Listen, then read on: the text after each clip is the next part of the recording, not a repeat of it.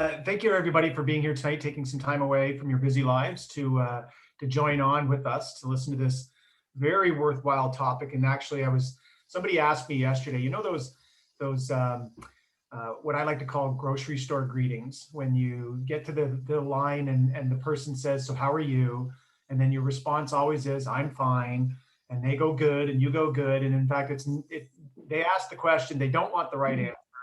You don't want to give them the right answer. And everything that's going on in the last year, they don't have the time to listen to your answer. So yesterday, somebody asked me how I was doing, and I described it this way. I said, I want you to imagine a bull mastiff that is chewing on a bone, and it is drooling and gnarling at this bone, and then it gets fed up and stands up and walks away. Well, I feel like that bone. And I think those of you that are here tonight to listen to Cathy speak, hopefully we don't have that feeling of being that bone anymore.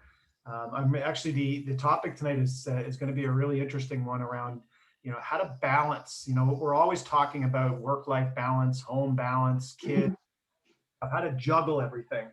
And so Cathy's going to give us some tips and tricks on how we can make sure that we are looking after ourselves and looking after the people around us. Real quickly, the agency Youth Diversion, one of the things that we try to do every year is to provide opportunities for our volunteers and for our community members to just give you these opportunities to enhance your skills, add to your toolbox, or just general information. So tonight is really no different, having Cathy here to talk to you folks. So every year we probably provide supports and services from this nature to almost 10,000 people in our FLNA population. So you guys are contributing to that tonight, and we thank you for being here. For those of you, just real quickly, I won't spend a lot of time on this, but the organization, we've been around for about 46 years. We support anywhere between 12 and 1,400 young people every year to overcome challenges. So whether that's supporting them through a difficult time in school, or if it's providing them with an adult positive role model, or some cognitive skills, or education or support around substance use and addictions, justice supports, and just regular outreach connections. These are the various different programs and services that we offer.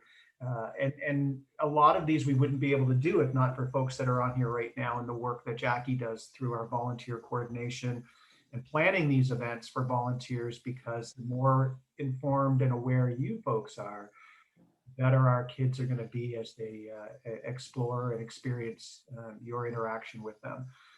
So really pleased to have you all here tonight. Thrilled to have Cathy. And thanks Jackie and her team, Cheyenne. Who else is on your team, Jackie, tonight? Tonight. Just you and Cheyenne. Thanks to you guys for putting this on. And I'll pass it over. Okay, thank you, Sean. Appreciate that.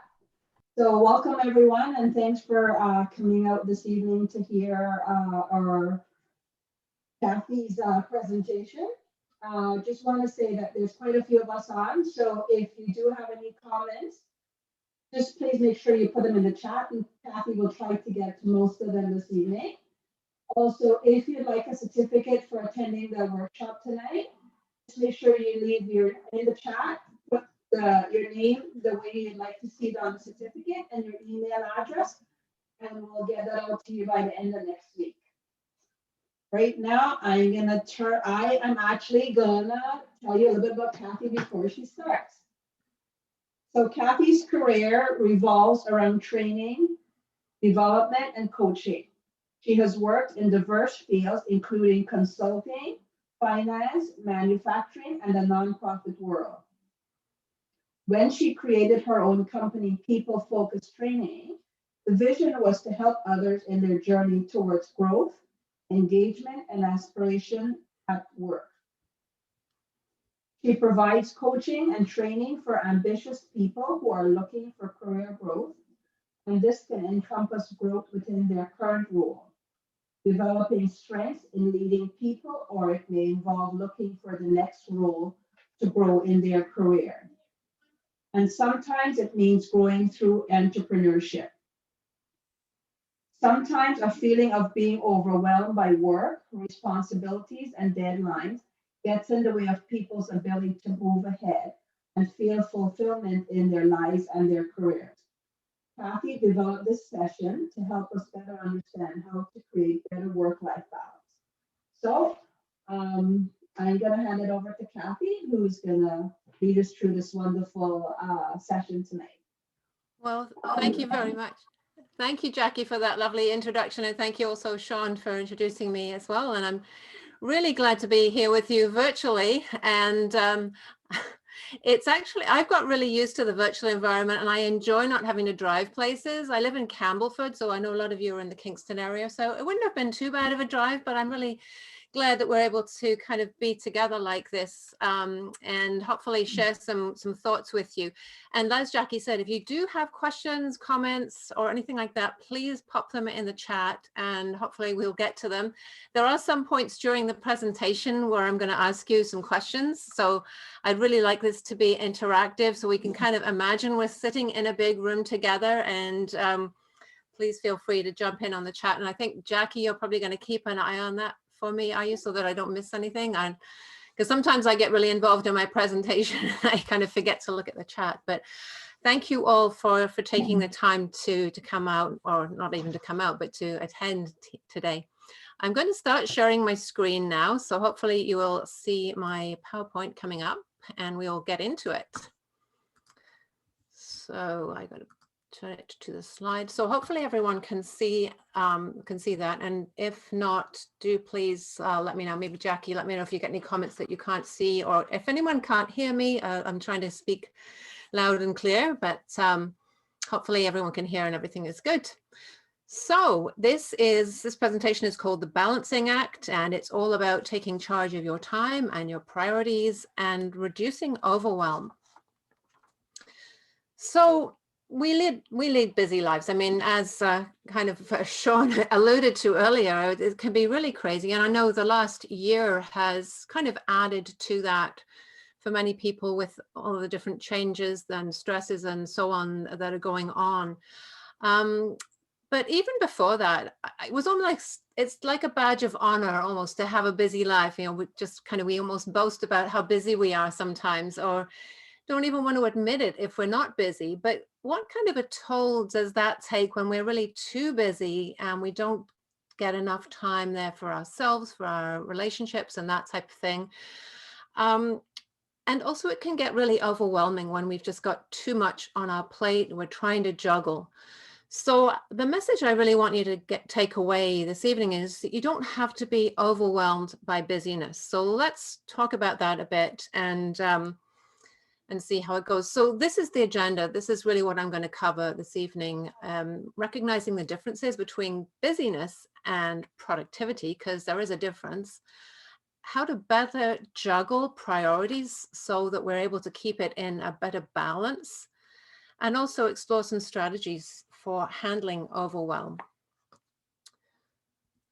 So starting off with a little bit of a kind of a quiz almost, if you will.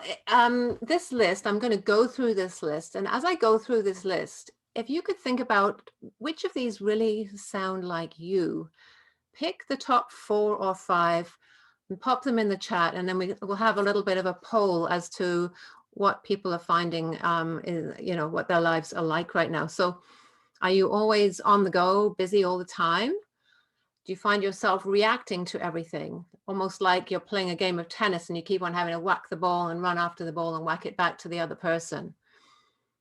Are you always available to whoever needs you, and whoever is, whether it's by phone or text or whatever, are you always available when somebody asks?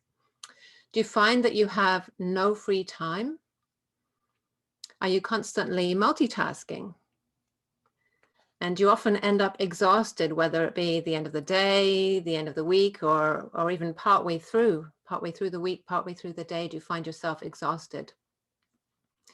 Do you set and accomplish goals? Do you feel that you're well organized? Do you find you're able to focus on what's important? Are you able to set boundaries? And are you able to communicate about those boundaries? And do you prioritize self-care?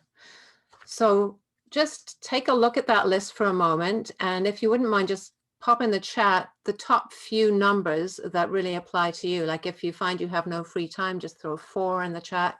If you find that you're good at setting boundaries, put a 10 in the chat. We'll have a little look and see where everybody's at before we go any further. And I'm going to see if I can open up the chat. I know, Jackie, you can probably see it, but I've got Graham is saying 3, 5, 7, 11, and 12. And Tina, 1, 2, 3. Yikes. Mm-hmm. And for some of you, it may be more than 3 or 4. I mean, I'm just saying pick the top few that really seem to apply. 1, 3, and 6. Yeah.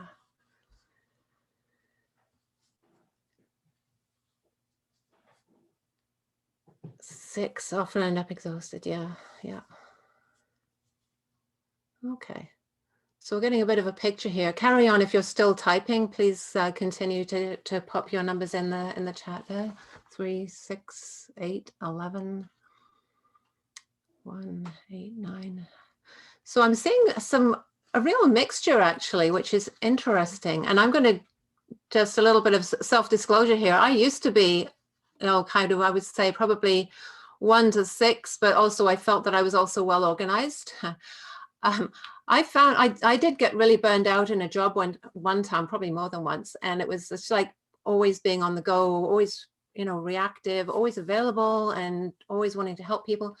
You get to the point where you're putting everybody else first, or you're putting the tasks first, and you just are just getting really tired. This list actually came from an article in Forbes magazine, Busy versus Productive, which one are you? So I've actually got a slide right at the end that has a lot of references on. So if you like to read more, you'll be able to see this article or pull it up on the internet and kind of learn a bit more. But basically, the first column, so numbers 1 through 6, those indicate that you're very, very busy. Whereas if you're in column number 2, numbers 7 to 12, if you had a lot of numbers in there, you've actually got a better balance going on and you're probably more productive. So 1 through 6 are all about being on the go, being available, multitasking, juggling, whereas 7 through 12 are really the more healthy types of activities and structure that you can put into your life so that you are able to be productive without getting totally frazzled. So that's just kind of a quick look at where you're at right now. So let's move on. I'm just going to close up the chat on my screen so I can see my screen better. And moving on. So most of us actually tend to spend too much time on what's urgent, and we don't spend enough time on what is important. And this is a quote from Stephen Covey, who is the author of the well-known book, The 7 Habits of Highly Effective People. And I find this very true, and I know it's definitely true of me from time to time. I've become better at balancing my time and my priorities as I've learned more about it, but it still can be quite a challenge to spend the time on what's important as opposed to what's urgent. And we're going to look at important and urgent and what they mean a bit later on in the presentation. So think about your day, whether it's today or yesterday. What kind of a day was it? Was it kind of a day where you ended up feeling kind of ragged? It was more like stormy skies, a bit of drama perhaps? Were you rushing to complete tasks to reach a deadline? Did you find you needed to reschedule things with your friends, with family members, co-workers, etc.? Did you miss an appointment? Like you forgot, you were too busy, the appointment just slid by somehow? Did you need to just spend time escaping from the frenzy by whether it's binge watching Netflix or eating chocolate chip cookies or whatever your favorite escape is? Or did you act needlessly impatient? And we see this a lot, driving, road rage. And it doesn't have to be serious road rage. It can simply be not wanting to let that driver in front of you, or getting annoyed when somebody pulls in front of you, or you're waiting in line and you're impatient, you're irritable with the other people in the grocery store or with a cashier.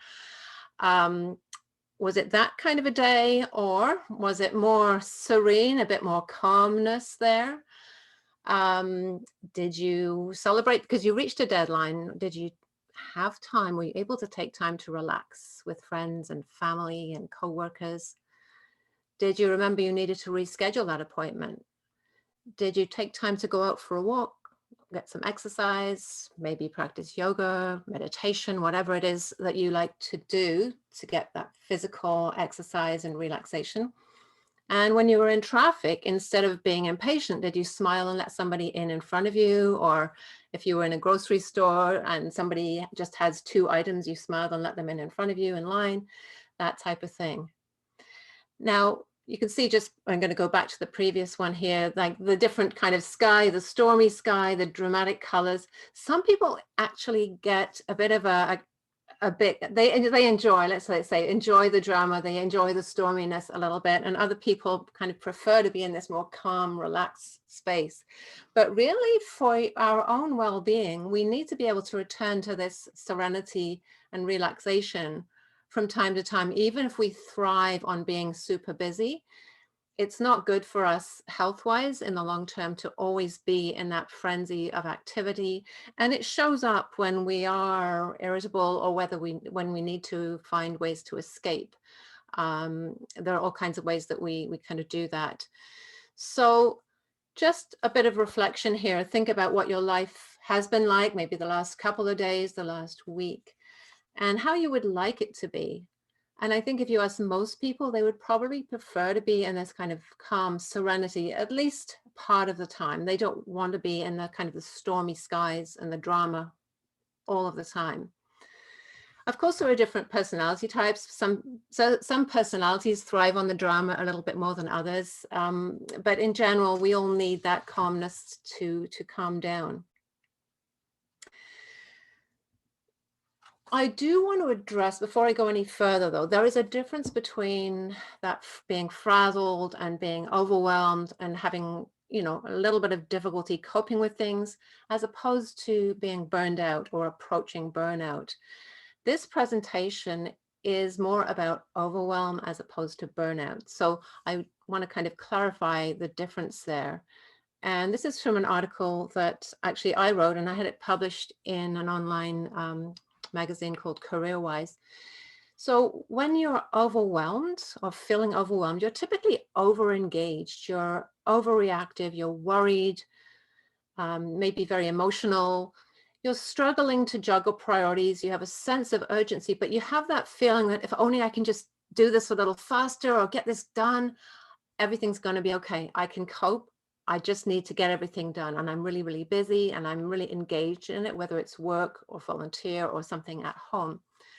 On the other hand, if somebody is feeling disengaged and emotionally numb, they're not feeling that emotion, they're just feeling detached, and they've basically lost hope of achieving those goals. They just are giving up. They're no longer trying. Those are signs that point to burnout, and burnout is a serious mental health issue and it does need to be taken care of. So if those are kind of symptoms that you notice in yourself or in somebody else, those are kind of a warning sign that you need to do something soon, because burnout is very, very serious. And overwhelm, it's serious, but not in the same way. It's serious in the sense that it can eventually lead to burnout. And it can also just cause us to feel really unhappy.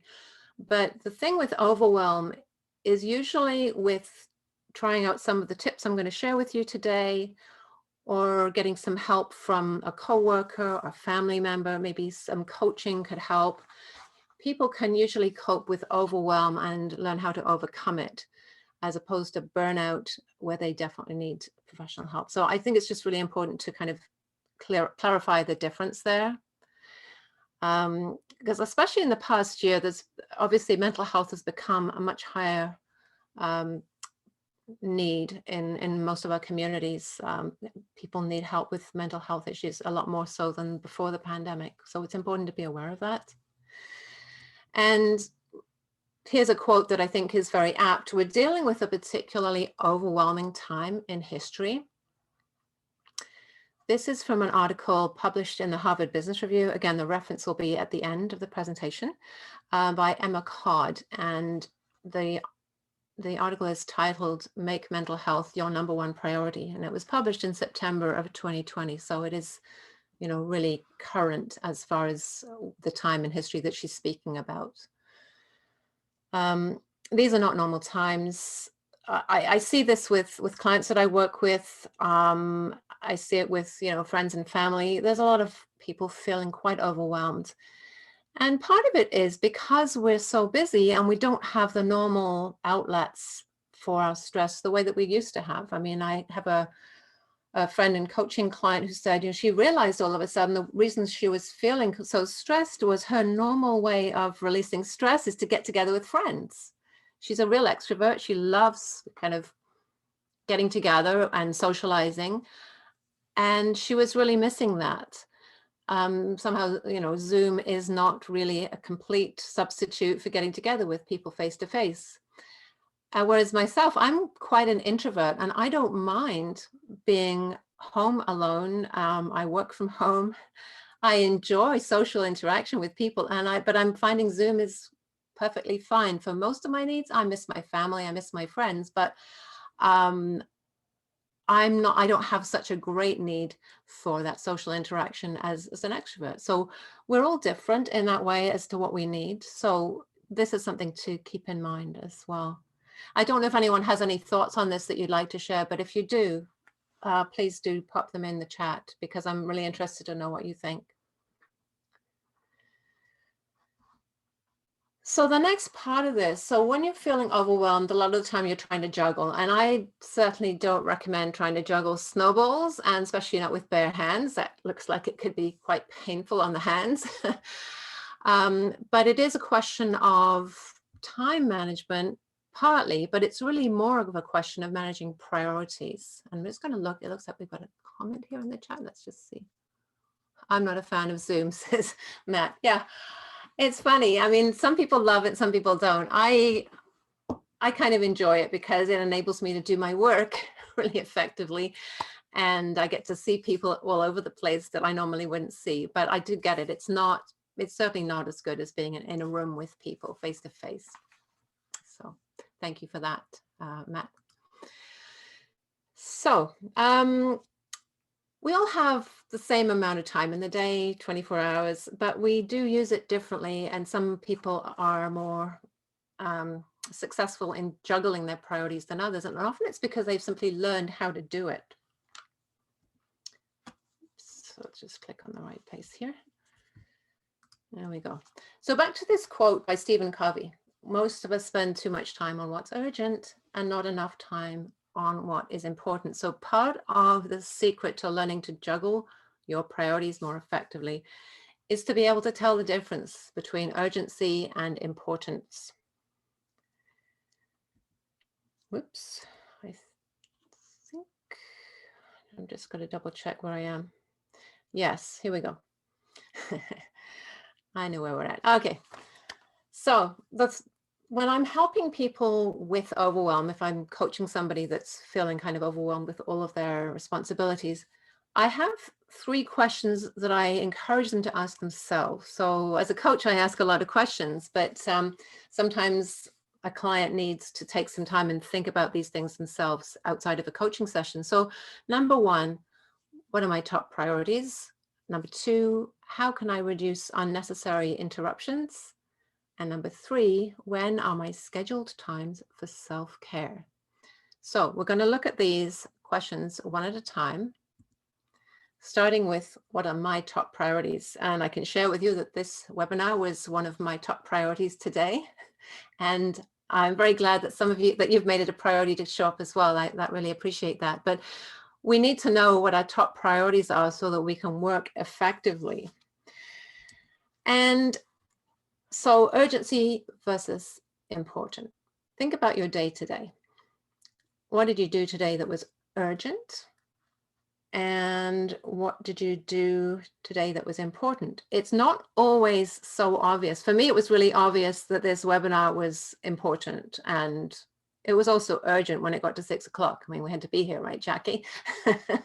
We had to be here ready to go. So there was a bit of urgency at the last minute, but not like hurry urgency. We were ready. So it was important, and it became urgent at 6 o'clock. But let's think about this a little bit more. What makes a task urgent?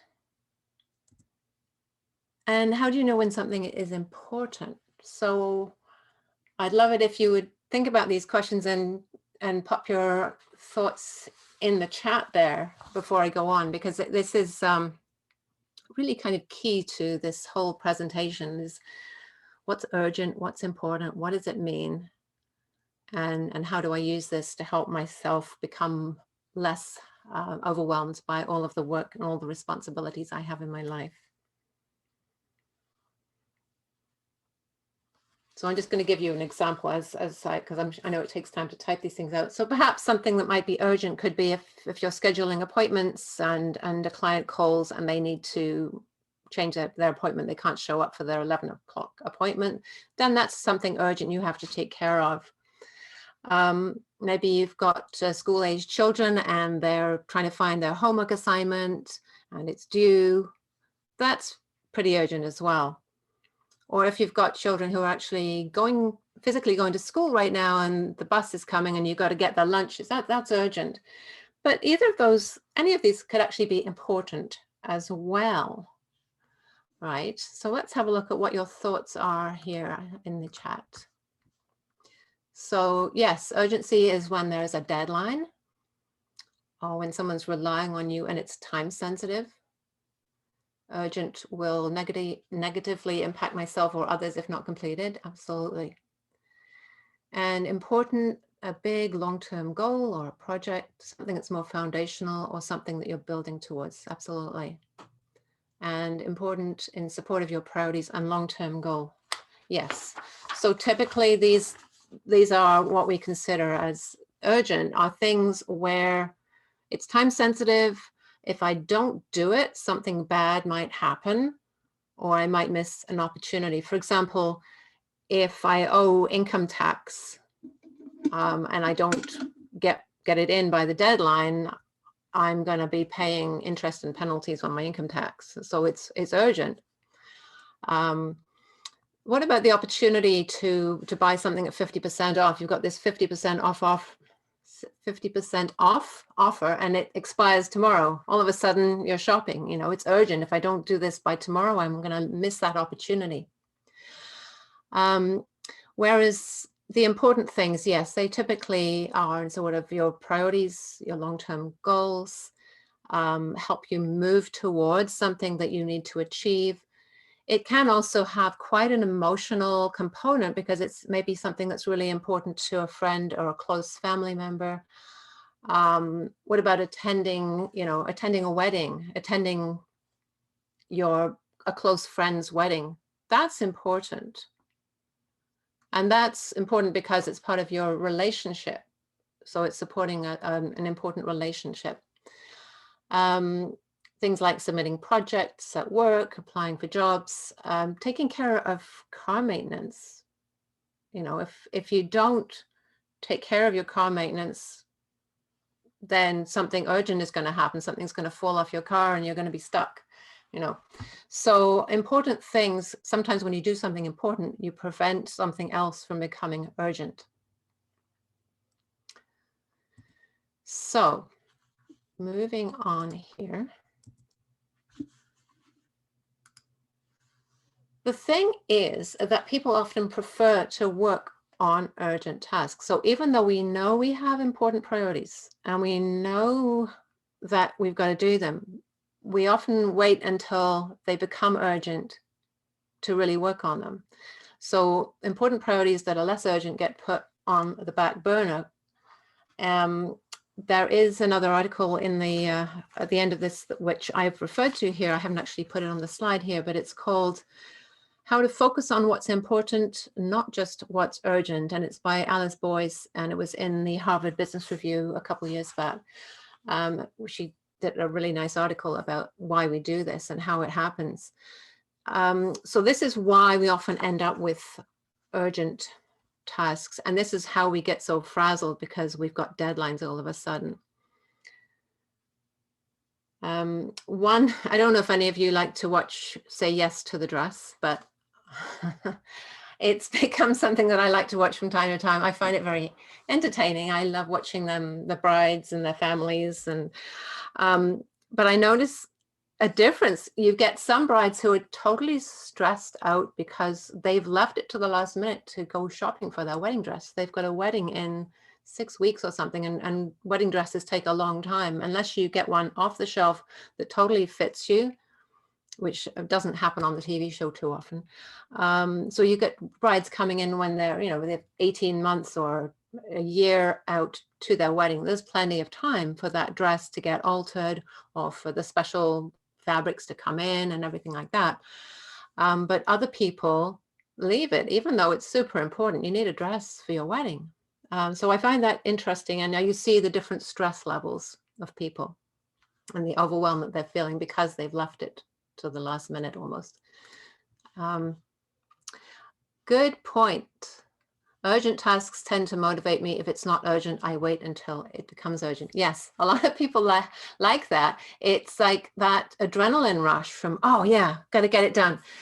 And I get that. And actually, I'm a bit like that as well. I'm often tweaking things right up to the last minute. For example, a presentation like this, which ideally would be completed 2 weeks beforehand, and it's there and it's all ready. But I keep getting ideas because I'm an ideas person, and I'm like, oh, I think I'm going to add that in here. So there I go, and add some more. And I did this all through my career when I was doing training and coaching in a company that I worked in, and tweaking up right up to the last minute when I was going to go and do the presentation. And that can work as long as you have enough time. Like usually people who do that, they know that they'll need, whether it's 20 minutes or 30 minutes beforehand, and they'll make sure that they have that time available. Not everybody can work that way though. And it can get really stressful if something else comes along that is also urgent at the same time. So the thing we need to do then is really focus on a conscious effort to do things differently, like how to focus on what's important, how to understand how it impacts us when we're constantly working on the last minute tasks. And what I'm going to do for this, I'm going to show you this quadrant model, and this has been used by time and efficiency experts for decades now. So there's nothing new here, but I think it's quite a useful model to look at again if you've seen it before, or to introduce to you if you haven't seen it before. So we've got urgent and we've got important, and then we've got not urgent and not important. So urgent is a line from very urgent over here all the way to not or urgent at all on the right hand end of the screen. Perhaps I'll turn this into a little laser pointer and then be able to see it better. So urgent to not urgent along this line here. And then important, the super important things are up here, and then the not important things are down here. And so what happens in the way that we use our time, in this quadrant over here, we've got things that are urgent and important.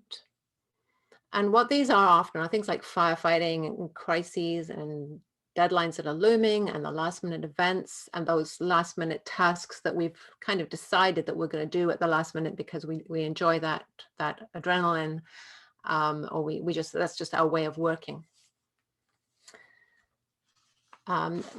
This area though, if you're always in this quadrant for everything, this is very, very stressful, and this can really lead to overwhelm if it's constant. So the next quadrant, we're going to go counterclockwise. So number 2 is those things that are urgent, but they are not important. You might go, well, what's urgent but not important? Well, often these are interruptions. Somebody drops by your desk with something that they need you to sign. It can be phone calls and emails, various different kinds of distractions. Some meetings are urgent because, okay, you got to go to this meeting, but it's not important. We sometimes can spend a lot of time in meetings that are not important, but they're urgent because somebody else has said that this is an urgent meeting, you got to come. What comes to mind for me, and I'm going to reveal, I do watch quite a bit of TV. The Office. I'm a big fan of The Office. I don't know if anyone else is a big fan of The Office, but I always laugh when I see the party planning committee, because isn't this a thing? Like in some offices, they have this like super, important thing. The party planning is not important at all. The party planning committee, and they have these urgent meetings because it's somebody's birthday and we got to get a cake and we got to get decorations, that type of thing. It's really not important, probably, unless that's really your job, but it can be made urgent by the approach that people take to it very often. It's all these things are often like the urgent, not important things are often someone else's agenda driving the bus. I also think of when my daughter was quite young and I was out with my phone. I obviously had a cell phone, and she called me, and I thought, okay, this looks urgent. It's a call from home. What's up? And I pick up the phone, and it was her, and she wanted to know if she can have a brownie, which I had baked earlier. I'm like, okay, you had to call me for that. So it was somebody else's. Her agenda was this was something that was super urgent. She needed to know if she could have a brownie. To me, it was not. So that type of thing. Let's move on to number 3. There we go. So not urgent and not important. Again, you might wonder why we'd even do this. Anything that's not urgent or important. Well, we do all the time. We love to focus on these things because they make us feel good sometimes. Like social media is a huge one right now. Like that rabbit hole of social media, right?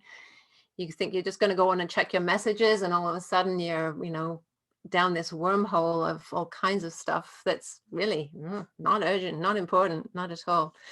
Watching Netflix or just sitting in front of the TV, yes, you need to unwind. And some of this is kind of going to be the unwinding that you're going to need to do. But there's also busy work. There's things like a lot of bureaucratic stuff. I mean, if you're in a job where you have a lot of paperwork, the busy work, but you might decide, okay, I'm going to tidy my desk and I'm going to get this paperwork done because I've got this huge looming deadline and I don't want to deal with it. So sometimes we get into the busy work because we don't want to deal with things.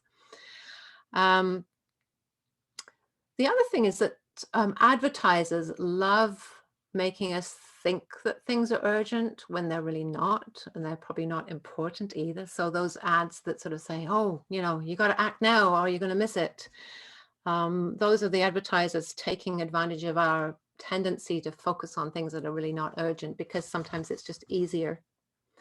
And then the final quadrant, number 4, and this is the one where you really want to be most of the time when you're working or doing important things. These things are important, but they are not urgent. So planning in advance, creating strategy, preparing, and relationship building. If you think about it, like a senior management team that needs to work on strategy, it's not going to work well if they leave that to the last minute. You can't create strategy in, 20 minutes just before a deadline.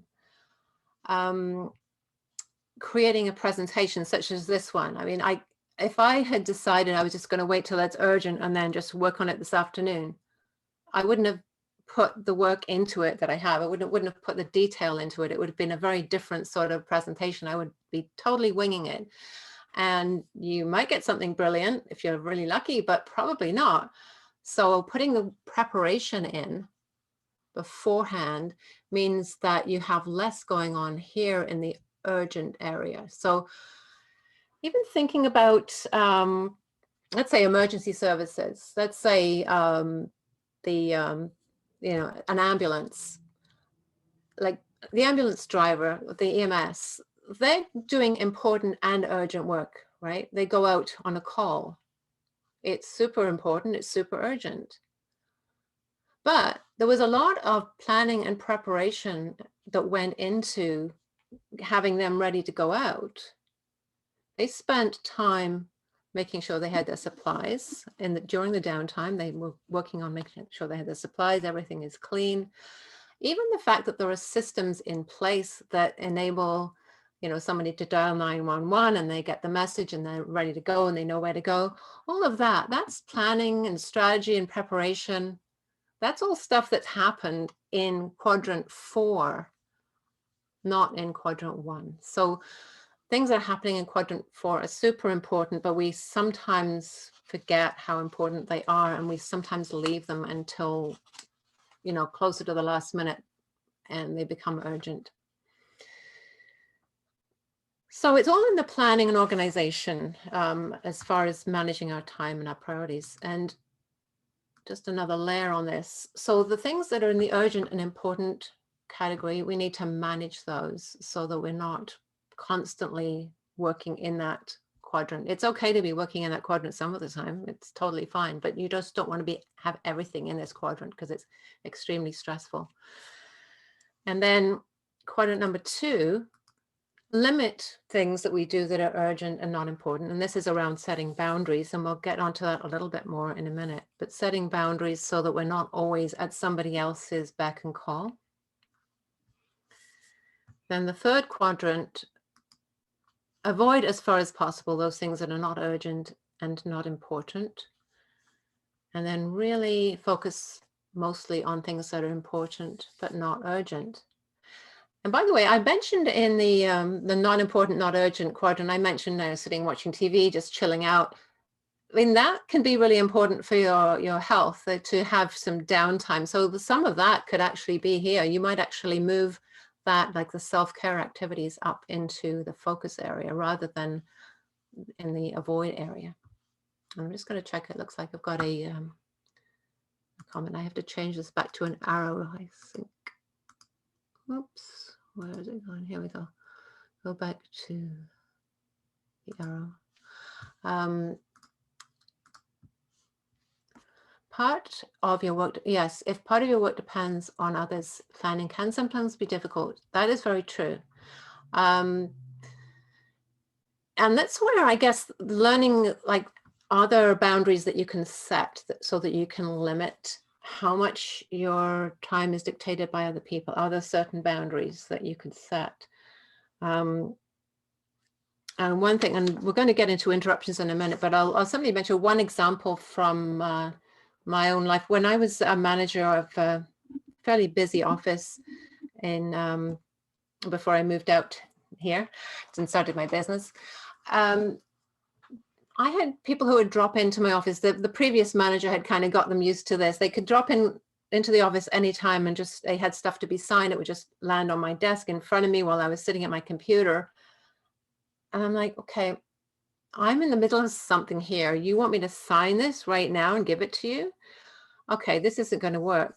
So I set a boundary, and I didn't say it to them like that. That's just the way I was thinking. I always try not to be sarcastic when I'm working with people because I don't think it's helpful. But that was what was going through my mind. So what I did was I set up an in tray just inside my office door. And I said, okay, if you have stuff that you need me to sign today or whenever, just please drop it off in that tray there, and I will get it back to you by the end of the day. If it is urgent, if you need it right away, then please let me know and I'll do it right away. But that helped me to avoid their urgent, piece of paper becoming my priority when it really wasn't urgent.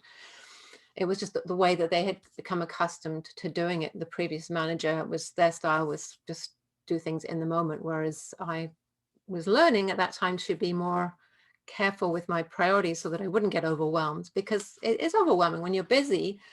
You're trying to focus on maybe creating a report on your computer and somebody comes in, oh, here we go, Cathy, just sign this, please. Okay. And I don't have time to read it or think it through. And then I have got to get back into the work I was doing before. So that was just one thing I did to limit those things that would be urgent if I didn't do them, but they were not super urgent at that moment in time. Okay, so let's just a recap of that. So let's move on to the next thing. So getting overwhelmed happens often when we spend too much time in the urgent area. It can be really exhausting. We get in over our heads, we get overwhelmed, and sometimes just to get away from this overwhelm, we start focusing on those unimportant, easy tasks. Just because we're feeling overwhelmed, we're trying to give ourselves a little bit of a break. So let's think a little bit more about priorities. And I don't know if this disappeared underneath. The quote at the top of the page has disappeared for me, so I'm just going to move things around. So prioritizing is one of the brain's most most energy hungry processes. And this is a quote from David Rock, who wrote a really good book called Your Brain at Work, which really kind of lays out how to manage things so that your brain doesn't get overwhelmed. So we start off by prioritizing. It's important because when you know what your top priorities are, you're able to focus much better, and other things can fit in around those priorities. And it does actually use, and I didn't know this until I read this book, but it actually uses a lot of energy to prioritize. So I always like people to think about what their top priorities are this week when I'm working, coaching people. And so for now, I guess there's another slide in there. Okay. Excuse me. Okay, I guess I put in another slide here. Yeah, so the brain, your brain at work, obviously doesn't quite look like this, but there are different pieces to the brain. There are different areas of the brain that interact with each other. And we can't actually do as much as we think in our brain. Our brains are limited. It does help to understand a little bit about how the brain works. So that's why I really recommend kind of taking a look at this book. But I don't know if anybody remembers, there was a child's cartoon or comic strip at one time where the brain was like this. It was divided out into rooms, and there were different people and they would interact with each other. Does anyone remember that? Say yes if you do, or give me a thumbs up. And actually, yeah, the brain does have different parts that interact with each other, and we can get overwhelmed when we're trying to do more than our brain is capable of doing. Like if you're trying to solve a problem and then you try to do something else at the same time, this is why multitasking really doesn't work. It's really hard for your brain to solve that problem. So trying to kind of do things one at a time rather than multitasking is much more effective. So we have a limited capacity. We make mistakes.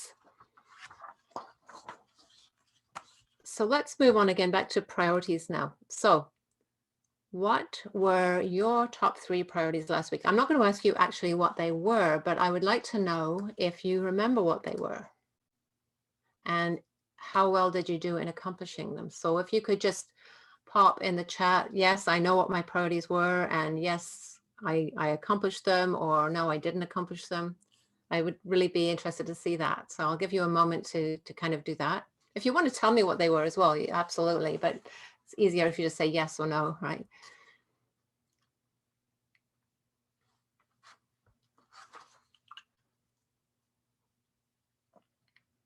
I'll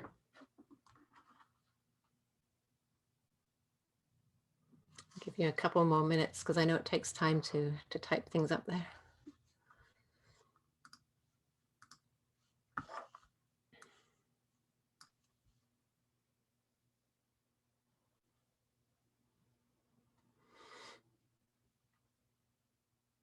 And I wonder if anyone's having trouble remembering what their priorities were last week. Yes, Jackie nodding. So what actually happens is if you do keep track of your priorities and whether you accomplish, yeah, okay. Yes, you remember. The answer is it depends. The urgent priorities got done. Excellent. The important ones got pushed to this week. So it sounds Tina, sounds like you've got a system already, which is wonderful. People who have a system for organizing their priorities and keeping track. And okay, Cameron's saying I had a productive week, did get on top of your priorities, but I think they were small in comparison to the big projects that should be my priorities. Okay. Paperwork, family time. Oh, right. Yes. So accomplish two things. Do you find, I think people usually find when they keep track and a really organized track of their priorities and also of whether they accomplish them. Yeah, crossing things off, Matt. Yeah, a sense of accomplishment from crossing things off. That is important. You're giving yourself a little reward for achieving things. So when you keep track and when you set clear priorities at the start of the week, and then also keep track of how well you're doing, it cements it in your memory and also helps you in forward planning because you realize, okay, I do something, I accomplish it, I feel good. Okay, I'm going to keep doing that. So it can also help you to not feel overwhelmed because you can see, all right, maybe I didn't get that piece done, but I did this, this, and this. I did accomplish something, and maybe helps us to be more realistic about what's actually doable, because sometimes we think that we are like Superman or Superwoman, Wonder Woman. We can just do it all, and we'll keep on, accepting more and more and more responsibilities until it's like, you reach a limit and you kind of go, oh, I just can't deal with this anymore. So if you're able to prioritize and say, okay, I've got these 3 priorities, somebody else comes along and asks you to do something else as well, and it's a big piece, you can say, okay, and if it's your boss, for example, okay, these are my priorities this week. Now, you'd like me to do this. Is it more important or less important? Would you like me to, delay project number 2 and we'll do that next week instead? So it gives you the opportunity to have those conversations so you don't end up with just way too much on your plate. And that leads to overwhelm. So it sounds like actually this group sounds like you, many of you are doing really well in terms of prioritizing and keeping track, which is really good.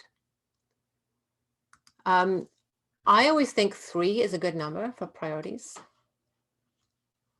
Some people like to set priorities at the beginning of the week. Some people like to set priorities at the end of the week after they see what they accomplished on the Friday. Some people have a kind of a time on the weekend when they reflect on what their priorities are going to be. One other thing too is if you share your priorities with other people, that social aspect of it and the accountability, if it's your team or your boss or your coworkers or a coach, can really help keep you motivated towards accomplishing them. And I decided to put in these pictures of lovely groups of people working together in close proximity, no masks, no worries, in memory of the great days we had, and also in the hope that we will get back to that ability to interact with each other closely again very soon, because I know we're all tired of being kept apart from each other. We understand the need for it, but I thought, let's remember what it was like working together with colleagues in the same room. So nice, so great. But it is important to have that team approach or that collegial approach, or that, maybe it's a family member that helps keep you on track. Having other people involved and sharing your priorities with them can really be helpful in helping you stay focused. Now, what can happen is stuff gets in the way of our priorities. I'm just going to move this. There we go. What do you find gets in the way of you actually accomplishing all of those things that you have on your to-do list or your priorities list?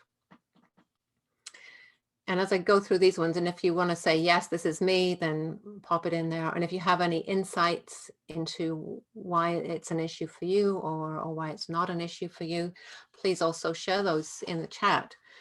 So things that you didn't achieve, and I do this too. I really keep track of my priorities, and being self-employed, I don't necessarily have team members to help keep me on track, and I don't have a boss except myself.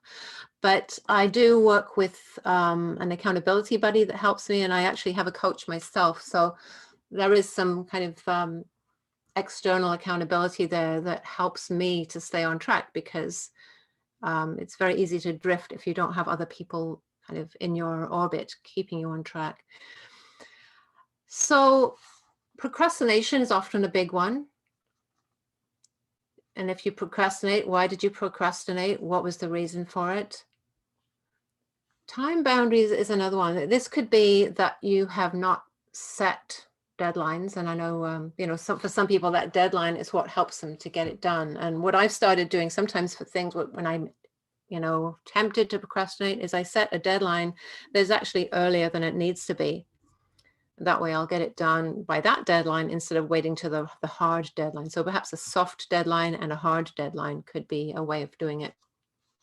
And also when we talk about time boundaries, whose time boundary is it? And are you letting other people's time boundaries kind of dictate your time? There is an old saying that goes something like, your lack of planning does not constitute my emergency. And yeah, I mean, you probably don't want to say that to your boss too often, but I know I've been in situations where I might have wanted to say it to my boss and might not have gone down too well.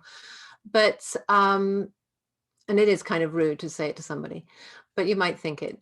But honestly, sometimes other people do kind of put their issues onto us, onto other people, as a way of kind of controlling their own time management. So be aware of time boundaries. Ask questions too when you're given a new task or when you take on something new. Find out, what the time boundaries are. What are the deadlines? Is it reasonable? Is it doable? Obviously, fighting fires, non-strategic activities. So doing those things that are not strategic, perhaps not important, or they become urgent because they weren't taken care of or planned for. And then perfectionism. Now, why do you think perfectionism is on here as an issue? Whoops, I ended up going backwards there. Why do you think perfectionism is on here?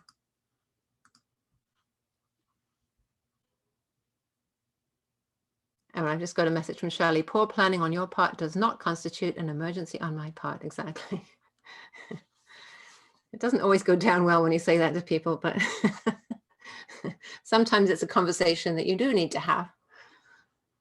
So perfectionism gets in the way of us accomplishing things sometimes because we just take so long, and we just think, oh, it's not good enough. I've got to keep working on it. It's not good enough. And that can be a real problem sometimes. I had a senior manager one time who really liked to rewrite. We wrote proposals and reports and that sort of thing, send them into our funders, the nonprofit. And she just had to. She couldn't stop herself from going through. She was a perfectionist and just rewriting or dotting all the I's and crossing the T's and capitalizing here and lowercase there and commas here, and perfectionism. She just couldn't let it go, and it caused stress for people, but it also caused really tight deadlines happening, which is difficult. And the other thing that happens if you have a boss who is a perfectionist in that way is that sometimes people just say, oh, she's going to proofread it anyway, so it might lower other people's standards if you as the boss are too perfectionist. You want people to learn how to reach that standard and not do the work for them. Being a perfectionist may result in inertia, yes, because you think, oh, I'm never going to get it perfect, so why even bother? That's why you're kind of giving up. Carl Rogers, okay, perfectionism leads to procrastination. Carl Rogers, it could be, Shelley, yes, thank you for that. And sometimes take 15 minutes to write a short email because you want the wording and the grammar to be perfect. Yes, I get that too, like agonizing over exactly how to do it. Yeah, it's hard. David Allen. So Tina says, David Allen's Getting Things Done system, book and great part. Okay, that's good to know. The mind is for having ideas, not holding them. So everything needs to get written down. That's very good. A waiting for list. I love this suggestion. So I'm going to have to check out this book, right? This book and podcast, David Allen. That sounds really good. Getting things done. The GTD system.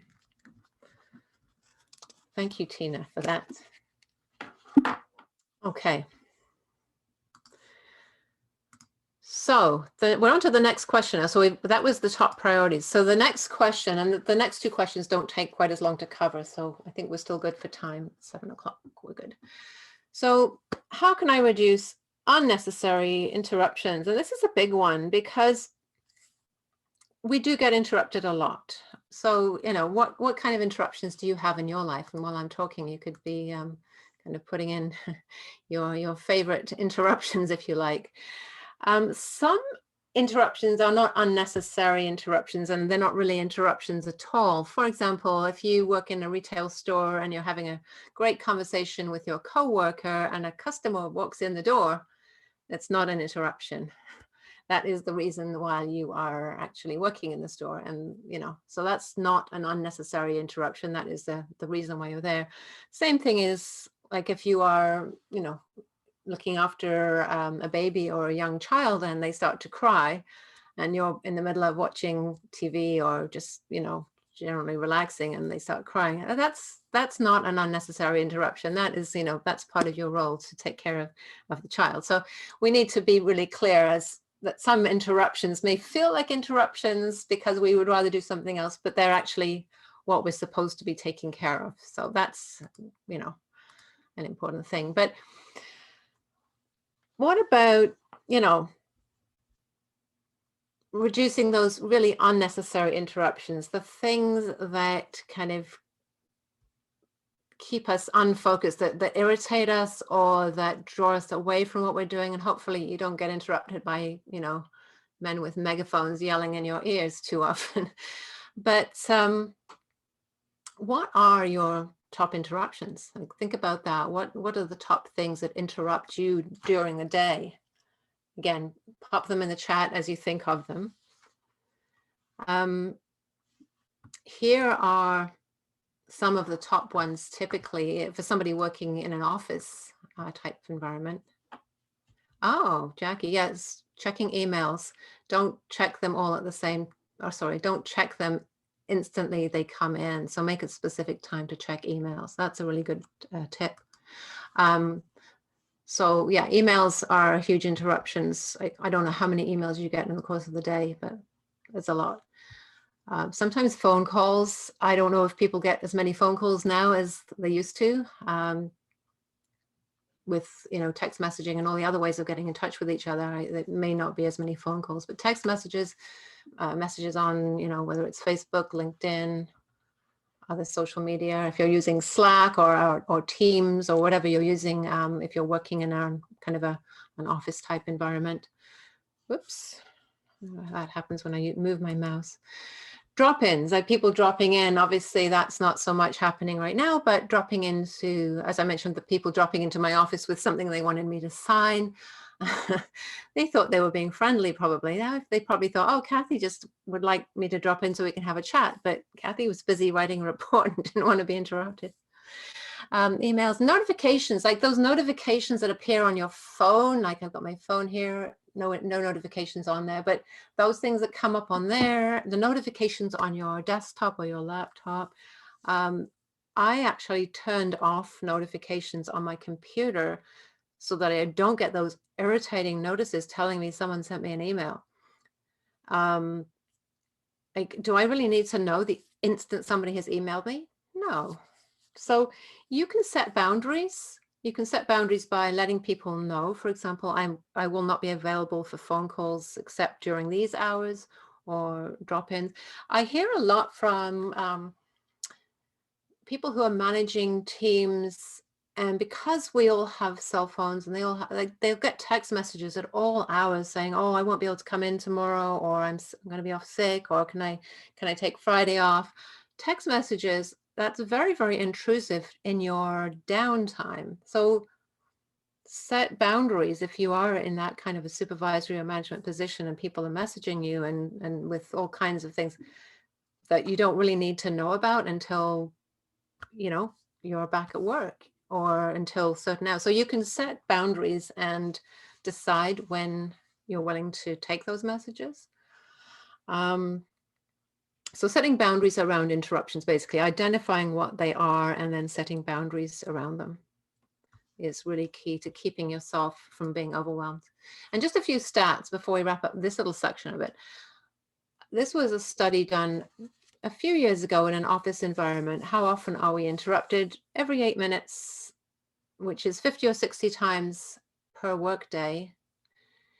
And other studies show it takes up to 25 minutes to really get refocused back into a good deep focus on an important task. So if you just do the math, you can see clearly you would never be able to refocus during an 8-hour workday if you're being interrupted that many times, which is why it is important to think about it. And, you know, are there going to be times when you're going to say, okay, I'm not going to be picking up my phone, I'm not going to be checking my email, I'll be back on in, you know, at 12 o'clock or whatever time. Setting boundaries like that is really important. This is the reason why so many people end up working late, or in the old days bringing work home, or, you know, just simply working into the evening if they're working at home or working through the weekend because of all of the interruptions. Now, oh yeah, Robin Sharma, 3 hours of focus time on the projects that will really add value and uplift your career are so much better than 10 hours when you're constantly being interrupted and taken off your focus. So a lot of successful people actually block off time during their day for focus. And that's something definitely to consider if you can do it. I know it doesn't work for everybody in every work situation, but it's certainly something to consider. Interesting. So your desk in a hallway, so working at home has actually increased your productivity. So that's interesting that so you were working in a hallway and people were constantly dropping by your desk and now they're not. I like that. Yes. Okay. Now, just a quick, I'm going to touch on this very quickly because we'll run out of time if I spend too much time. But one way of learning how to organize your time better, even though if you're busy, you would not really want to spend time doing this, but keeping track of your time for a week or two in 15-minute increments, it can be a real eye-opener. I just want to touch on that as a thought. I want to get into here a little bit about decisions, making decisions, and it sort of connects with priorities, but it also connects with the whole idea of using our mind and our time effectively. I'm going to call this lady Susie. Susie is trying to decide which shoes to wear. It's taking up a lot of her time. It's stressing her out quite clearly. Now imagine if you had to decide where to place your desk every day, or you had to decide where to put your computer and, you know, where your files are going to be. And actually we had to do this. A lot of people had to do this when they had to start working from home. They had to go, okay, where am I going to work? How am I going to set this up? But in an ideal world, and I'm going to look at this lady, I'm going to call her Sarah. She knows where her desk is. She knows where her computer is. She doesn't have to reinvent the wheel every day, right? Typically, we don't have to. We don't have to make that decision every day. So what else could you decide in advance to make it easy on yourself? Well, Steve Jobs, I'm not sure how to say his last name. He wore the same outfit every day, black shirt. He didn't have to think about what am I going to wear today. He didn't have to go shopping for different clothes. Super easy. Jennifer Aniston, when she was shooting Friends, she had the same salad for lunch every day. Like she didn't have to think, okay, what am I going to eat today? How many calories is going to be in there? Because she's got to fit into those skinny clothes that she wore. But she didn't have to make a decision. It made it easy on herself. So you can maybe think about what you could decide on. It doesn't have to be as extreme as clothing and salad, but there are certain things you could probably decide on and make it easier on yourself. Back to these questions again. So I'm going to wrap up. We have a few more minutes. So when are my scheduled times for self-care? Again, these are questions to ask yourself. Do you, and I'm going to ask you this, do you have times that you have actually scheduled? Some of you are really well organized, so I wonder if you do. Scheduled times for self-care. And another way of putting it is, when are my scheduled times to recharge and replenish my energies? And it's so important. If you think about a hot day, and I know it's winter, it's been a while since we had a hot day, but on a hot day, you go for a run or go for a walk, or you're working in the garden and you're really thirsty. Doesn't it feel good when you have that cold drink? So refreshing. It's the same idea with taking time to recharge and replenish your energy. I'm seeing some comments here, so I'm going to see what people are saying. Excellent. So workouts, live Zoom yoga classes, accountability and consistency. Wonderful. And okay, so Tina, you know two people who buy the exact same brand of black socks. So they don't need to think. They don't have to match the socks after doing laundry. Don't have to decide which socks to wear today. That would help me so much, because I have different color socks and I can never find a pair. Not that it really matters. Nobody sees my feet these days, but and Jackie, when the weather's nice, go for a walk. Excuse me. Yeah, that's a really good way.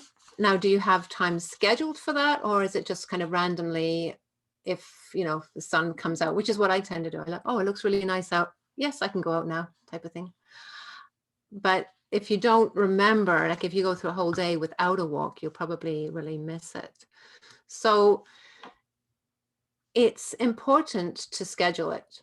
Schedule it just as you would schedule an important meeting. Especially if you're feeling overwhelmed, if you're starting to feel really exhausted, it's a sign that you need to take better care of yourself. So scheduling it. And this is actually a recommendation from Emma Codd, that article about mental health, making it your number one priority.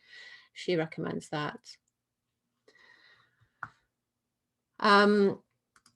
We often don't. Well, there's so many reasons why we don't. And some of them are just false assumptions or false priorities or limiting beliefs. Like we kind of think, I'm too busy. I just, I don't have time to go for a run. I don't have time to work out. I'm too busy. Or as far as, taking time off, going on vacation, again, one of these days we'll be able to do that. I'm indispensable. I can't take time off. Well, they wouldn't be able to manage without me. So not true. They would manage without you. I once took a month off work because I just needed some time to recuperate from a really busy time. And I'm like, oh no, what's going to happen? And they managed fine without me. The sky didn't fall. They managed. You have to delegate effectively and so on, but it was fine. Then this one, I'll get around to it after this deadline. I've just got this deadline, and then I'm going to join that yoga class, or then I'm going to take up painting, or then I'm going to, and you don't, because another deadline comes up. Sometimes people don't look after themselves. They don't like asking for help. So this could be a real problem if you need, maybe you need counseling, or you need to take some time off and need somebody to help you with certain tasks. Then there's this one, I can't trust other people to get it done. Well, you need to learn how to trust people. You need to learn how to train people, if that's what it takes, so that they are able to do it and not kind of hold it all on yourself. And then the whole perfectionism one, again, everything must be perfect. So I got to keep on working because it's not perfect yet. I can't take time to take care of myself. So I don't know if any of you recognize any of those kind of false assumptions, the limiting beliefs. Yes, and Cameron said it can be empowering for others to see us to take time off, and then, yeah, absolutely, gives them the opportunity to step into leadership positions where we're not there to fill a gap. Definitely. I mean, how are you going to grow new leaders if all they see is, oh, you're the only special person who can do this. You're the only one who's big enough to take that on. struggle with taking time off. A visual I often use is trying to dig your heels in the ground to stop the earth from turning. Oh yeah, that's true. The earth is not going to stop turning if you dig your heels in. Very good point. Some things are going to happen whether I'm there or not. So letting myself know I'm allowed to take that break. Yeah. And depending on, and I don't know what kind of roles each of you are in, but depending on what role you're in, some of you may have a lot of responsibilities, but the fact is, you know, stuff has to be able to happen without you in some way, shape, or form. Yeah, I used to have this thing when I was flying on a plane, and this is not quite the same as self-care, but I had this idea that if I sat there on the plane really, really tense and the plane wasn't going to crash because somehow I'm holding the energy of the plane. And I suddenly realized this is stupid. It's not making any difference to the plane whatsoever. It's just making me feel stressed. So I kind of learned how to let that go.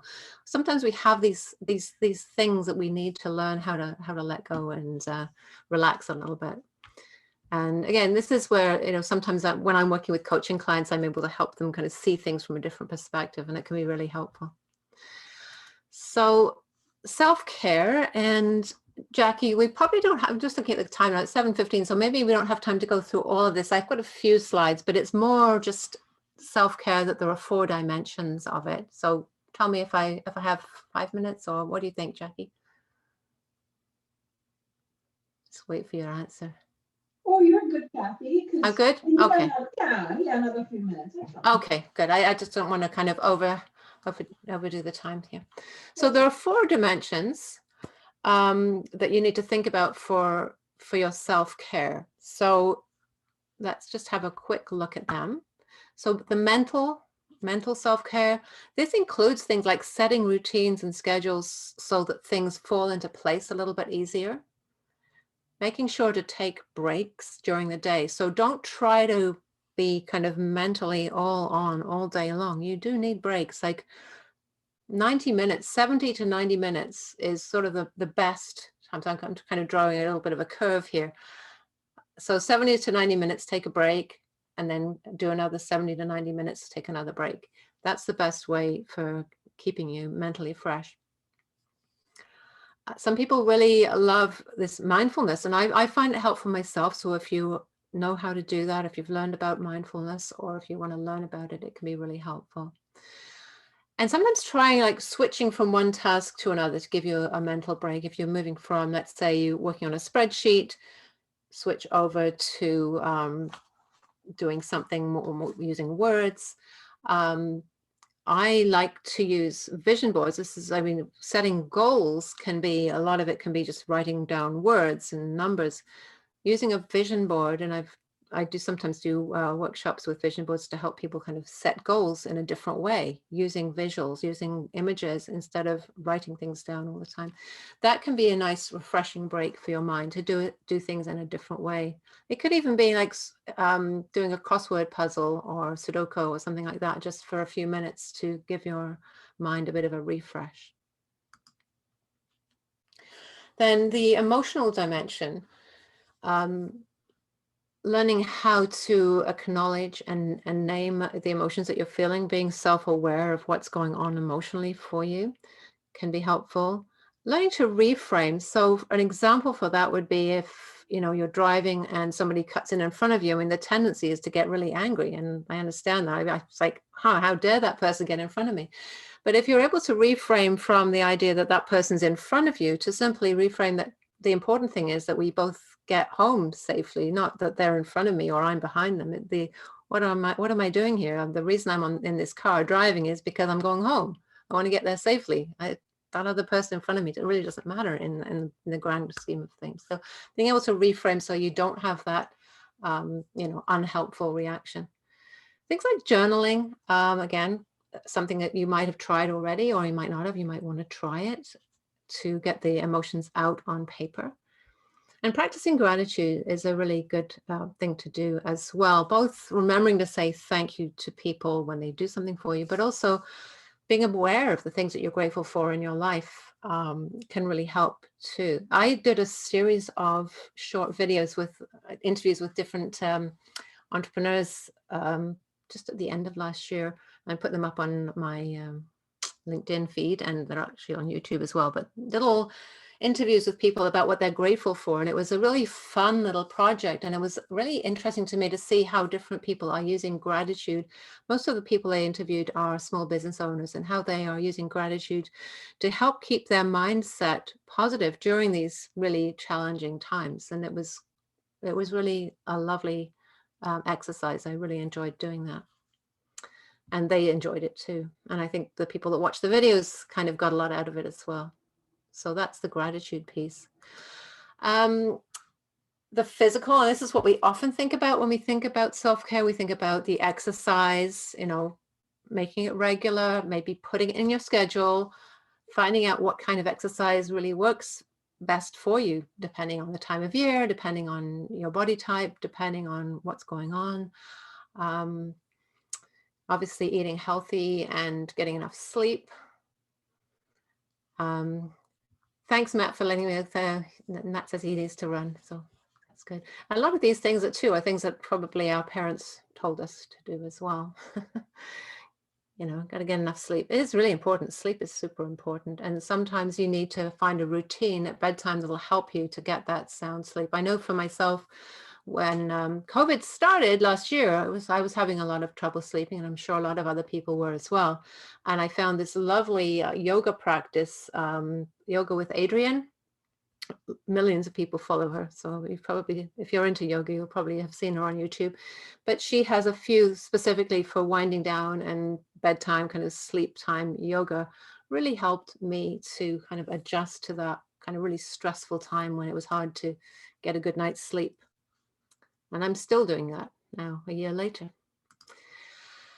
And then the final of the 4 dimensions I want to mention is the social dimension for self-care and staying connected. And obviously, this has changed so much for us in the past year, but remembering to reach out to other people daily in whatever way, shape or form, call, text, video call, even the good old-fashioned, snail mail. I've actually sent a couple of care packages. My kids live in Toronto, 2 of them, and then my 3rd one lives in the United States. I've sent things in the mail to them because we haven't been able to get together, and normally I wouldn't, because we would get together. But so different ways of reaching out just to stay in touch and show that you care. Even scheduling time. If you're busy and overwhelmed with all of your responsibilities, just schedule time in so that you don't kind of let that slide. Make it a priority and schedule it in. And of course, the changes, like this is a temporary situation we're in. It seems like it's, a lot of people are really overwhelmed with how long it's been going on with lockdowns and changes and so on. But there will come a time when life will get back to a different kind of normal than we're experiencing right now. So I think that having that sort of perspective is really important as well. So just to wrap up, so those are the 4 dimensions for self-care to try to keep in mind and see how you're scheduling in your own self-care in all of these dimensions. And just to summarize the 3, so there were 3 questions that I would ask my, if you're a coaching client that I talked about here, the 3 questions. And here are basically the summary of the 3 items. So especially prioritize when you're feeling energetic, because it does take mental energy. The biggest thing to do with interruptions is set and communicate boundaries to reduce those unnecessary interruptions and help you to be more focused.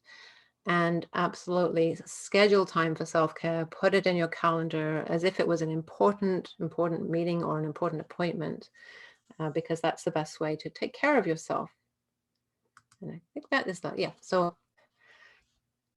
there's my email address, the website for my business. And the last slide are the further reading. So, I was going to share in the comments, or maybe I could have Jackie email it out to you. Would that be better, Jackie? I've got a sort of a little handout that has all of these articles and books on it. What would you prefer? Should I put it in the comments, or should I email it to you, Jackie? You can email it and I can get it to everyone. Yes, okay, that might be easier than Sure. trying to figure out how to put it in the comments right now. Okay. See, nothing else in there. Okay. So I've got a question here. Thank you, Cameron. Do I have advice for those who would like to move on from, I know what to do, I just don't know how to do it, to putting it into practice? Yeah, making it a habit. I am a big fan of writing things down, and I don't know what kind of calendar system you use, but having either one desk calendar that you write everything down in all your priorities, or your online calendar, if you use Outlook, blocking the time off in there. And some of it you can actually, if you're using the online one, you can block off like every Monday at 9 o'clock for, the next 12 weeks. You could have, this is the time I'm going to be setting my priorities for the week, like block it off. So start making it a habit by putting it into the calendar and following that. Having a weekly habit of planning, maybe having a weekly habit of looking back, could be at the same time. Or I like to do, I have a thing what I do on a Sunday, actually. I kind of, because I'm running a business, I need to be on top of things. So weekly on a Sunday, I look at what I accomplished last week. Was there anything that I didn't get done that I still need to get done? That goes on the calendar for next week. I plug in things into time slots. I use automated things too. Like I have an automated system for booking appointments so that I don't have to, if somebody calls and wants an appointment with me, I don't have to kind of go into my calendar and say, okay, what time should we do? I just say, okay, here's the link, and they have the link to my calendar through Calendly. So using automated systems like that can be really helpful. And having regular planning sessions as well. I mean, like daily, you could look at what you've done today and what you're planning to do tomorrow, or weekly, look at the whole week, or set it up monthly. I also like the idea of having a quarterly sort of meeting, whether it's with your team or with yourself, like a sort of a sit down time when you review your productivity or review anything that you got stuck on and plan ahead for the next month or the next quarter. So have some sort of a routine that you have is really the best way of making it a habit. So I hope that's helpful, Cameron. GTD. Okay, I will have to have a look at this GTD system. Yeah. Paper-based. Okay, so Tina, you're saying you like the paper-based, you don't like the online one. So that's, yeah, you find what works best for you. I use a combination of online and paper because I actually like to write things down, but I also like having things automated. So I have a desk calendar where I write things down for the day. It's almost like my to-do list is in there every day, and I have a monthly to-do list as well.